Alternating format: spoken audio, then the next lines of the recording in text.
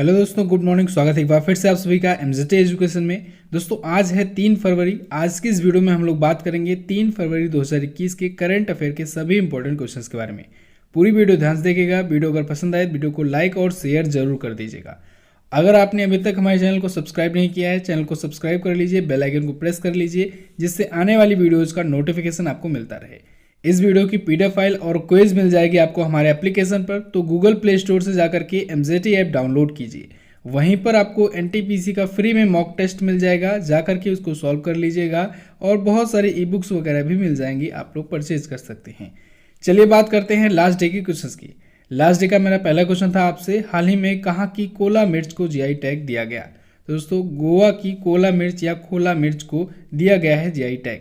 प्रियंका चोपड़ा ने किस वर्ष मिस वर्ल्ड का खिताब जीता था। तो इन्होंने दोस्तों सन 2000 में जीता था मिस वर्ल्ड का खिताब। ओके, तो बी ऑप्शन यहाँ पर करेक्ट होगा आपका। इन दोनों ही क्वेश्चंस के बारे में काफ़ी लोगों ने बहुत ही अच्छे से डिटेल में आंसर किया था। चलिए बात करते हैं आज के दिन के पहले क्वेश्चन की। तो पहला क्वेश्चन है दोस्तों, हाल ही में पेश किए गए बजट 2021 में स्वास्थ्य सेवाओं के लिए कितना बजट पेश किया गया। देखिए बजट जो टॉपिक है दोस्तों, ये बहुत बड़ा टॉपिक है। इस पर मैं वीडियो आपको देने वाला था। एक्चुअली में मैं यहाँ पर बाहर आया हुआ हूँ आप लोगों के लिए एक बहुत बड़ा काम करने, बहुत ही अच्छे प्रोजेक्ट पर काम कर रहा हूँ और जल्द ही आपके लिए बहुत ही बड़ी खुशखबरी आने वाली है। तो इस वजह से मैं वीडियो बना नहीं पाया। फिर भी मेरी कोशिश रहेगी आज, अगर जैसे ही टाइम मिलता है मैं कोशिश करके वीडियो आपके लिए ज़रूर प्रोवाइड कर दूंगा बजट की, ठीक है। फिर भी यहाँ पर इस क्वेश्चन के थ्रू मैं आपको वो सारे पॉइंट्स बता देता हूँ जो अगर आपके अभी आसपास एग्जाम्स लगे हुए हैं तो आपको अगर पूछा जाता है क्वेश्चन तो आप कर ले जाएंगे, ठीक है। तो यहाँ पर सबसे पहले बात करेंगे हम लोग स्वास्थ्य सेवा के लिए कितना बजट पेश किया गया है। तो दोस्तों इस बार की केंद्रीय बजट यानी केंद्रीय बजट 2021-22 में 2.24 लाख करोड़ का बजट पेश किया गया है स्वास्थ्य सेवाओं के लिए। ओके, देखिए बजट जो होता है ये एक समझ लीजिए एक प्रकार से एस्टिमेट वैल्यू होती है कि कितना कहाँ पर खर्च करना है।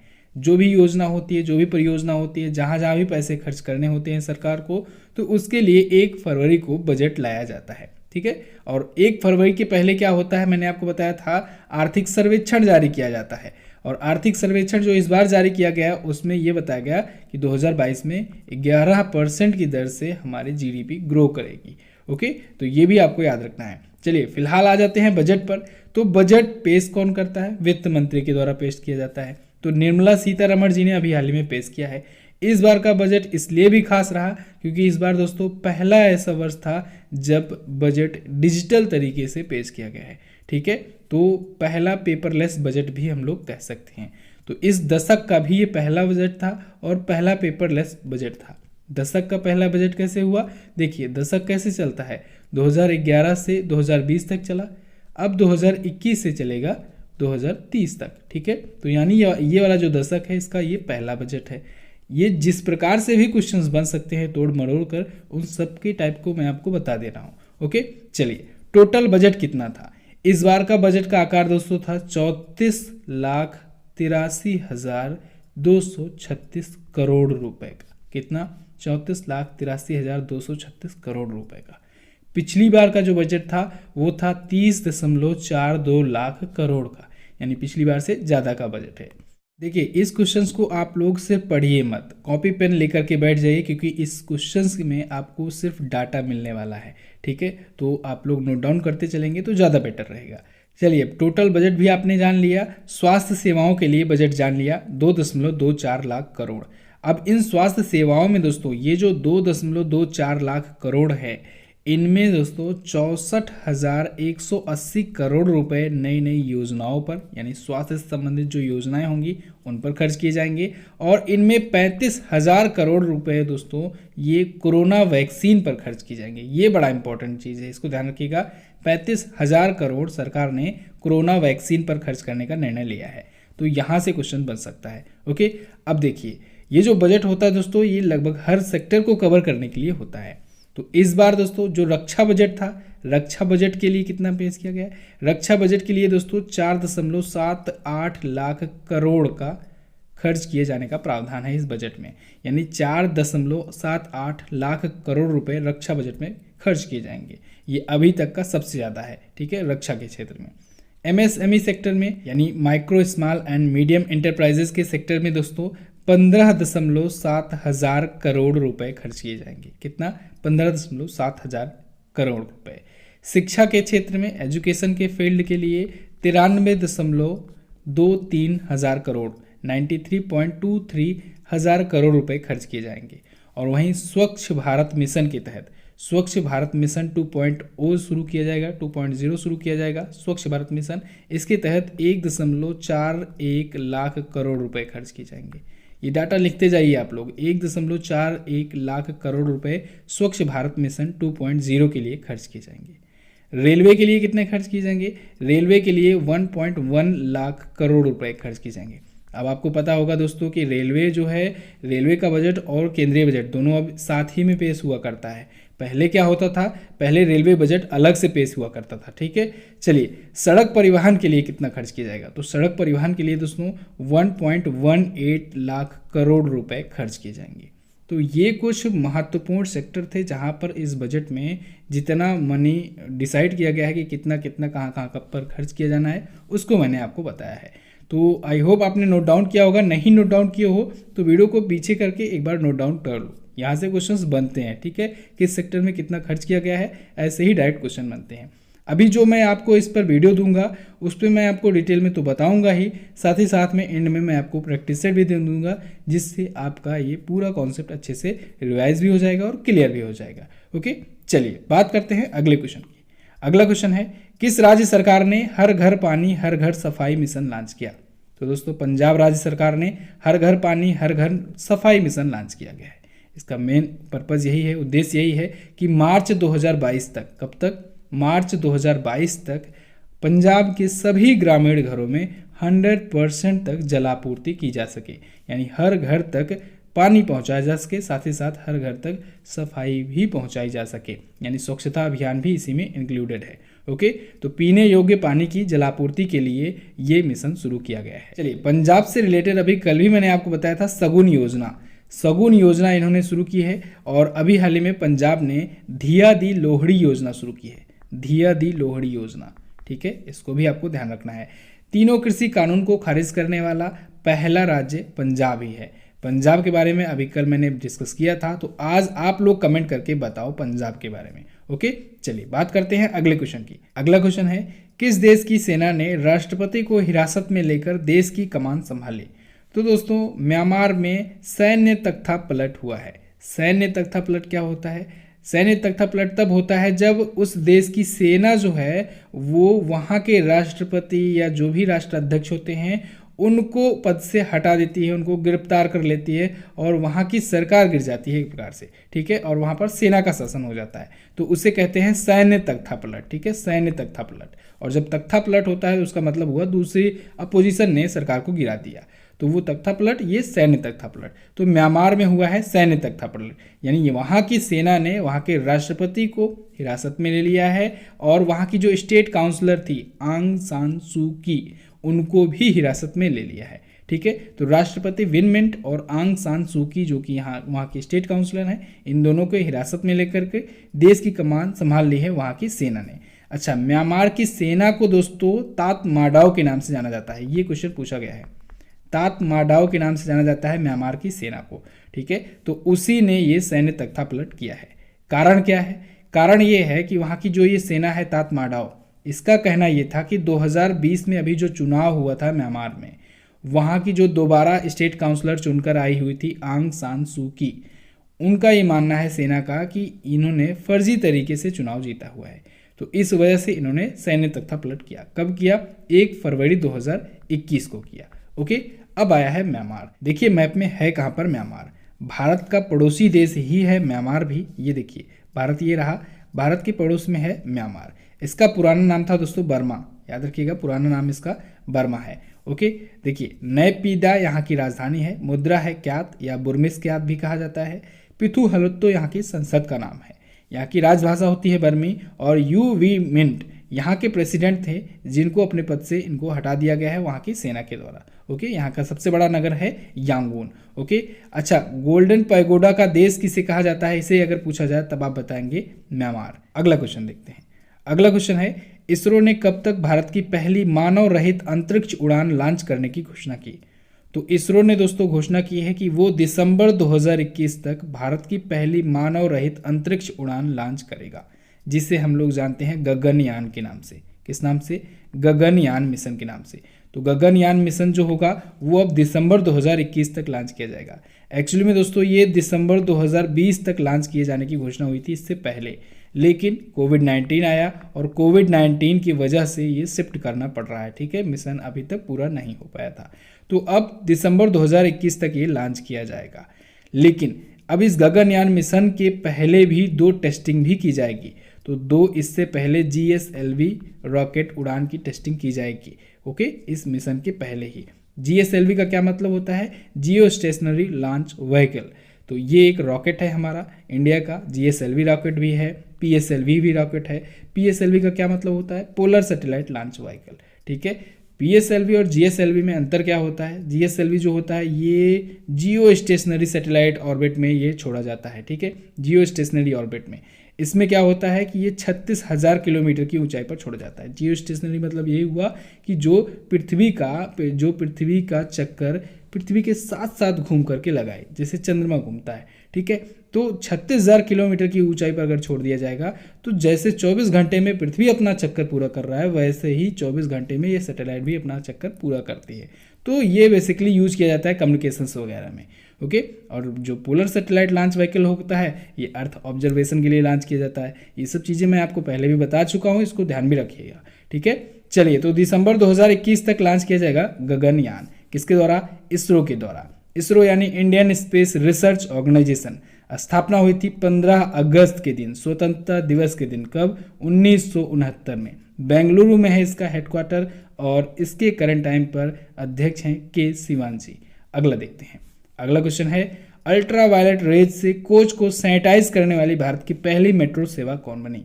तो वो बन गई है Lucknow metro, LMRC, Lucknow metro railway corporation. LMRC दोस्तों अपने मेट्रो के कोचों को अल्ट्रा वायलेट रेज से सैनिटाइज कर रही है। ठीक है, ऐसा करने वाली ये पहली मेट्रो सर्विस बन गई है। इसके लिए दोस्तों लखनऊ मेट्रो ने राजस्थान के जयपुर की एक फर्म है MSFB टेक, तो MSFB टेक नाम की एक फर्म से समझौता किया है, उससे एक UV सैनिटाइजिंग डिवाइस परचेज किया है और उसी के थ्रू ये किया जा रहा है। कॉन्सेप्ट अच्छा है। अब ये पहली मेट्रो रेलवे सेवा बन गई है अल्ट्रा वायलेट रेज से सैनिटाइज करने वाली। धीरे धीरे बाकी मेट्रोज भी इसको फॉलो करेंगी। ऐसे ही कुछ मिलता जुलता भी एक क्वेश्चन आया था एयर इंडिया से। एयर इंडिया दोस्तों पहली ऐसी एयरलाइन बन गई है भारत की जो अपने एरोप्लेन के अंदर के भागों को, अंदर के हिस्सों को रोबोट के माध्यम से सैनिटाइज कर रही है। अल्ट्रा वायलेट रेज से वो भी सैनिटाइज कर रही है। सैनिटाइजेशन के लिए रोबोट का इस्तेमाल करने वाली पहली एयरलाइंस बन गई है एयर इंडिया। ठीक है, चलिए अब मेट्रो रेलवे सेवा आई है, इससे रिलेटेड पिछले दिनों में भी कुछ क्वेश्चन आए हैं, उनको हम लोग रिवाइज कर लेते हैं। दोस्तों अभी हाल ही में नई दिल्ली में प्रधानमंत्री नरेंद्र मोदी जी ने भारत की पहली ड्राइवरलेस मेट्रो का उद्घाटन किया है। अब बिना ड्राइवर के चलेगी मेट्रो ट्रेन। ओके, भारत की पहली अगर मेट्रो पूछा जाए, भारत की पहली मेट्रो सेवा कहाँ शुरू हुई, तो 1984 में दोस्तों कोलकाता मेट्रो शुरू हुई थी। फिर बाद में 2002 में दिल्ली मेट्रो की शुरुआत हुई। ओके, अच्छा, कोलकाता मेट्रो को 17वां रेलवे जोन भी कहा जाता है, इसको भी आप लोग ध्यान रखेंगे। 17वें रेलवे जोन का दर्जा इसे मिला 2010 में कोलकाता मेट्रो को। ओके, अच्छा, एक और अंडर वाटर मेट्रो भी याद रखिएगा। कोलकाता मेट्रो ही अंडर वाटर मेट्रो भी चलाने वाला है, हुगली नदी के नीचे बनेगा। ठीक है, ये under water metro railway service होगी। अभी इस पर काम चल रहा है, जब ये शुरू हो जाएगा तो कोलकाता मेट्रो के द्वारा ही शुरू किया जाएगा। अगला है, हाल ही में तीसरी बार वियतनाम के राष्ट्रपति का कार्यकाल किसने जीता? देखिए, ये राष्ट्रपति नहीं रहेगा, यहाँ पर महासचिव कर लीजिए। ठीक है, महासचिव यानी जनरल सेक्रेटरी। अभी मैं पूरा बता दे रहा हूँ आपको डिटेल में। वियतनाम के महासचिव का कार्यकाल इन्होंने जीत लिया है गुयेन फू ट्रोंग ने तीसरी बार जीता है। महासचिव का पद जो होता है दोस्तों वियतनाम में सबसे बड़ा पद होता है। कैसे होता है? एक्चुअली में वहाँ पर जो पार्टी है वियतनाम कम्युनिटी पार्टी, उस पार्टी का जो महासचिव चुना जाता है वो वहाँ की सबसे बड़ी पावरफुल पोस्ट मानी जाती है। ओके, तो यहाँ की जो पार्टी है कम्युनिटी पार्टी, यहाँ पर कम्युनिटी पार्टी की जो शासन व्यवस्था है तो उसके एक बार फिर से ये महासचिव चुने गए हैं। ये 2011 में पहली बार चुने गए थे और फिर 2016 में चुने गए और अब 2021 में चुने गए हैं। यानी तीसरी बार चुने गए हैं महासचिव उस पार्टी के, वियतनाम कम्युनिटी पार्टी के। 5 वर्षों के कार्यकाल के लिए इनको एक बार फिर से चुना गया है। ध्यान रखिएगा, गुयेन फू ट्रोंग जो हैं ये वियतनाम के प्रेसिडेंट भी हैं, लेकिन ये प्रेसिडेंट कब बने? 2018 में ये प्रेसिडेंट बने। ये पॉइंट आपको ध्यान रखना है बहुत ही केयरफुली। राष्ट्रपति बने 2018 में, लेकिन उस पार्टी के महासचिव बने थे ये 2011 में। ओके, वहाँ का जो ये महासचिव का पद होता है वो सबसे पावरफुल पद माना जाता है। ठीक है, शासन व्यवस्था वहाँ की कम्युनिटी वाली है। जैसे भारत में देखिए राष्ट्रपति और प्रधानमंत्री हैं। राष्ट्रपति संवैधानिक पद तो है, लेकिन पावरफुल पद है हमारा प्रधानमंत्री का। ओके, ऐसे ही गुयेन फू ट्रोंग जो हैं ये वियतनाम के महासचिव का पद तीसरी बार पाए हुए हैं। चलिए, वियतनाम आया है, वियतनाम के बारे में जानेंगे। सबसे पहले मैप में देखिए ये रहा हमारा प्यारा भारत। यहाँ से हम लोग आएंगे दोस्तों इस साइड में, ठीक है, इस साइड में। यहाँ पर ये जो कंट्री आपको दिख रही है, यहाँ से लेकर के ये कंट्री, ये है वियतनाम। ठीक है, लाओस, थाईलैंड, कंबोडिया के बाद में है, पास में है वियतनाम। ये कंट्री वियतनाम। वियतनाम की राजधानी क्या होती है? यहाँ की राजधानी होती है हनोई। क्या है? हनोई होती है यहाँ की राजधानी। यहाँ के प्रेसिडेंट गुयेन फू ट्रोंग। ओके, अगला क्वेश्चन देखते हैं। संयुक्त राष्ट्र विश्व पर्यटन संगठन ने किस वर्ष को वर्स्ट ईयर ऑन रिकॉर्ड घोषित किया? तो दोस्तों अभी हाल ही में WTO ने, UNWTO ने, संयुक्त राष्ट्र वर्ल्ड टूरिज्म ऑर्गेनाइजेशन ने अभी हाल ही में 2020 को वर्स्ट ईयर ऑन रिकॉर्ड घोषित किया गया है। कारण तो आप सभी को पता है, कोविड-19 पैंडेमिक। कोविड-19 के चलते दोस्तों 2020 में पर्यटन उस प्रकार से हो नहीं पाया जैसी उम्मीद थी। ठीक है, टूरिज्म उस प्रकार से हो नहीं पाया। तो कोविड-19 महामारी के कारण दोस्तों अंतर्राष्ट्रीय आवागमन में, अंतर्राष्ट्रीय पर्यटन में 74% की कमी देखी गई है। ठीक है, ऐसा कहा है यूनाइटेड नेशन की वर्ल्ड टूरिज्म ऑर्गेनाइजेशन ने। तो 74% कमी देखी गई है और 2019 की तुलना में 1 बिलियन अंतर्राष्ट्रीय आवागमन कम हुआ है।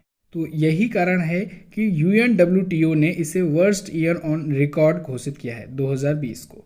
UNWTO आया है, इसके बारे में जानिए। इसकी स्थापना हुई थी 1975 को। ठीक है, इसका हेडक्वार्टर है मैड्रिड में, स्पेन में, और इसके सेक्रेटरी जनरल हैं जुरैब पोलो लिकासाविली। कौन है? जुरैब पोलो लिकासाविली। अगला देखते हैं। अगला है, पहली एशियाई ऑनलाइन शूटिंग चैंपियनशिप में किस देश ने सबसे ज़्यादा मेडल जीता? अभी हाल ही में पहली एशियाई ऑनलाइन शूटिंग चैंपियनशिप आयोजित हुई। इसमें भारत को दोस्तों सबसे ज़्यादा मेडल मिले हैं। ये कौन आयोजित कराया है, किसके द्वारा आयोजित किया गया है? तो ये कुवैत शूटिंग फेडरेशन के द्वारा। किसके द्वारा? कुवैत शूटिंग फेडरेशन के द्वारा इसे आयोजित किया गया है। कहाँ पर आयोजित किया गया है? अब चूंकि दोस्तों ये ऑनलाइन था तो कहाँ पर तो पूछा नहीं जाएगा। ठीक है, यानी वर्चुअल तरीके से आयोजित हुआ है। इसमें भारत रहा दोस्तों मेडल टैली में टॉप पर। भारत ने 11 मेडल जीते हैं, टोटल 11 मेडल जीते हैं, जिसमें 4 जो है वो गोल्ड मेडल है, 2 सिल्वर मेडल है और है 5 ब्रॉन्ज मेडल। ठीक है, 5 कांस्य पदक हैं। ओके, तो ये जो 4 गोल्ड हैं इनको आपको पता होना चाहिए। 4 गोल्ड किसके किसके हैं? 4 गोल्ड में है दोस्तों, एक सौरभ चौधरी को मेंस कैटेगरी में 10 मीटर एयर पिस्टल के लिए दिया गया है, और दिव्यांश सिंह पवार हैं, इनको मेंस कैटेगरी में 10 मीटर एयर राइफल्स के लिए दिया गया है। एक है कियान चिनाय ने दोस्तों मेंस ट्रैप में जीता है गोल्ड, और राजेश्वरी कुमारी ने विमेंस ट्रैप में जीता है गोल्ड। ओके, अब देखिए 2 जो सिल्वर मेडल हैं उनको भी मैं बता दे रहा हूँ, लेकिन ब्रांज मेडल नहीं बताऊंगा क्योंकि ब्रांज मेडल पूछा नहीं जाएगा। अर्जुन बाबूता ने दोस्तों मेंस एयर राइफल में जीता है सिल्वर मेडल, और एक और है श्रेयसी सिंह, इन्होंने विमेंस ट्रैप में जीता है सिल्वर मेडल। क्लियर? चलिए अगला देखते हैं। अगला क्वेश्चन है, विश्व वेटलैंड दिवस कब मनाया जाता है? World wetlands day. ये दोस्तों प्रत्येक वर्ष 2 फरवरी को मनाया जाता है। क्यों? क्योंकि 2 फरवरी 1971 में ईरान का एक शहर है रामसर शहर में दोस्तों एक हुआ था वेटलैंड कन्वेंशन हुआ था पहली बार, तो इसी वजह से उसी की याद में ये मनाया जाता है world wetlands day. Okay, wetland यानी आर्द्र भूमि। आर्द्र भूमि का क्या मतलब होता है? आर्द्र भूमि का समझिए मतलब नमी वाली भूमि, ऐसी भूमि, ऐसा क्षेत्र, पृथ्वी का ऐसा भाग जहां पर पानी की मात्रा जो है वो पर्याप्त हो। ठीक है, तो ये दिवस क्यों मनाया जाता है? ये दिवस दोस्तों लोगों को पृथ्वी पर जो ये आर्द्र भूमि है जहाँ जहाँ पर है उसके बारे में जागरूकता फैलाने के लिए मनाया जाता है। क्लियर। 2 फरवरी को प्रत्येक वर्ष। अभी 1 फरवरी को दोस्तों कोस्ट गार्ड डे मनाया गया। अगला देखते हैं। अगला क्वेश्चन है, हाल ही में भारत के किस पूर्व उपराष्ट्रपति ने अपनी आत्मकथा बाय ए हैप्पी एक्सीडेंट लिखी? तो अभी हाल ही में दोस्तों भारत के पूर्व उपराष्ट्रपति हामिद अंसारी जी ने अपनी आत्मकथा लिखी है by a happy accident. Okay, तो बी ऑप्शन यहाँ पर आपका सही होगा। भारत का जो उपराष्ट्रपति का पद होता है दोस्तों वो सभापति भी होता है राज्यसभा का। ध्यान रखिएगा, जो भी उपराष्ट्रपति होगा वो राज्यसभा यानी उच्च सदन का, भारत की संसद का उच्च सदन जो होता है उसका ऑटोमेटिक ही सभापति बन जाता है। अगला देखते हैं। अगला है, हाल ही में किस राज्य की टीम ने सैयद मुश्ताक अली T20 ट्रॉफी 2021 जीती? तो अभी हाल ही में तमिलनाडु की टीम ने जीत ली है सैयद मुश्ताक अली T20 ट्रॉफी। तमिलनाडु की क्रिकेट टीम ने दूसरी बार जीती है ये सैयद मुश्ताक अली ट्रॉफी। इससे पहले इसने 2006-07 में जीता था। ठीक है, और अब दूसरी बार अपनी ट्रॉफी जीती है सैयद मुश्ताक अली ट्रॉफी। किसको हराया फाइनल में? फाइनल में दोस्तों बड़ौदा की टीम को हराया। बड़ौदा की टीम को 7 विकेट से हराया है और जीत लिया है अपना दूसरा Syed Mushtaq Ali trophy. Final match कहाँ पर आयोजित हुआ? ये अहमदाबाद के सरदार पटेल स्टेडियम में आयोजित हुआ है। ओके, अब देखिए सैयद मुश्ताक अली ट्रॉफी ये क्रिकेट से संबंधित है और क्रिकेट से संबंधित ट्रॉफियों की मैंने आपको ट्रिक दी हुई है। उस ट्रिक के माध्यम से क्रिकेट से संबंधित और एक फुटबॉल की भी एक ट्रिक दी हुई है। उस दोनों वीडियो से आप लोग फुटबॉल और क्रिकेट के सभी ट्रॉफियों के नाम याद कर सकते हैं चुटकियों में। अगला देखते हैं। अगला क्वेश्चन है, आयुष्मान भारत योजना के नए CEO कौन बनाए गए? तो अभी हाल ही में आयुष्मान भारत योजना के नए CEO चीफ एग्जीक्यूटिव ऑफिसर बनाए गए RS शर्मा। कौन? RS शर्मा को बनाया गया है आयुष्मान भारत योजना का नया CEO। आयुष्मान भारत योजना बहुत ही बड़ी योजना है दोस्तों। ये दुनिया की सबसे बड़ी स्वास्थ्य आश्वासन योजना है। मैंने आपको इसके बारे में कई बार बताया हुआ है। ये योजना कब शुरू हुई है? ये योजना 23 सितंबर को शुरू हुई 2018 में। डेट याद रखिएगा, आजकल डेट बहुत पूछा जा रहा है। कौन सी योजना कब शुरू की गई है? 23 सितंबर 2018 को ये योजना शुरू की गई है। प्रधानमंत्री नरेंद्र मोदी जी झारखंड के रांची में इसका उद्घाटन किए। ठीक है, कहाँ पर उद्घाटन किया गया? रांची शहर में, झारखंड में। इसे दोस्तों PMJAY के नाम से भी जाना जाता है। प्रधानमंत्री जन आरोग्य योजना के नाम से जाना जाता है। जन आरोग्य योजना का नाम आपको याद होना चाहिए, पूछा जाता है। ठीक है, अब देखिए इस योजना के तहत क्या होता है। इस योजना के तहत दोस्तों आयुष्मान भारत का एक कार्ड बनता है। वो कार्ड जिनके पास होता है उनके पास, उनको और उनके परिवार वालों को 5 लाख रुपए तक का प्रति वर्ष मुफ्त में इलाज किया जाता है। ध्यान रखिएगा, 5 लाख रुपए का वार्षिक इलाज फ्री में किया जाता है। ठीक है, आयुष्मान भारत योजना के लाभार्थियों को। तो अभी हाल ही में RS शर्मा जी को इसका CEO बनाया गया है। क्लियर। राजीव कुमार जी नीति आयोग के उपाध्यक्ष हैं। अमिताभ कांत जी नीति आयोग के CEO हैं। चलिए, तो बस दोस्तों फिलहाल रखते हैं इतना ही वीडियो में। आई होप आपको वीडियो पसंद आई होगी, काफ़ी कुछ नया सीखने को मिला होगा। अगर वीडियो पसंद आई है वीडियो को लाइक कर दीजिए, लाइक करना मत भूला कीजिए और अपने दोस्तों के पास इसे शेयर भी कर दो। शेयर भी कर दो, आप लोगों के लिए बहुत अच्छे अच्छे कंटेंट आने वाले हैं और बहुत ही जल्द दोस्तों मैं आप लोगों के लिए एक बहुत बड़ा सरप्राइज लाने वाला हूं। थोड़ा सा वेट कीजिए, उसके बाद सारी चीज़ें चेंज हो जाएंगी। चलिए दोस्तों, बस बात करते हैं क्वेश्चन ऑफ द डे की। आज का पहला क्वेश्चन आपके लिए, भारतीय सेना दिवस कब मनाया जाता है? सॉरी, नौसेना दिवस है। नौसेना दिवस के बारे में आप बता दीजिए, सेना दिवस के बारे में बता दीजिएगा। निम्न में से कहाँ की बर्फ को टाइम कैप्सूल के नाम से जाना जाता है? दोनों क्वेश्चंस के बारे में आपको जो पता हो डिटेल में जरूर आंसर कीजिएगा। इस वीडियो की क्विज और PDF फाइल आपको मिल जाएगी हमारे एप्लीकेशन पर। टेलीग्राम ग्रुप से भी आप हमारे ज्वाइन हो सकते हैं। टेलीग्राम ग्रुप पर भी आपको सभी PDF फाइल मिल जाएगी, वन लाइनर के रूप में, इमेज के रूप में भी मिल जाएगी और भी बहुत सारे कंटेंट आते रहते हैं, उन सबका आप लोग फायदा उठा सकते हैं। वीडियो को यहाँ तक देखने के लिए बहुत बहुत धन्यवाद। मिलते हैं अगली वीडियो में, तब तक के लिए नमस्कार, जय हिंद, वंदे मातरम।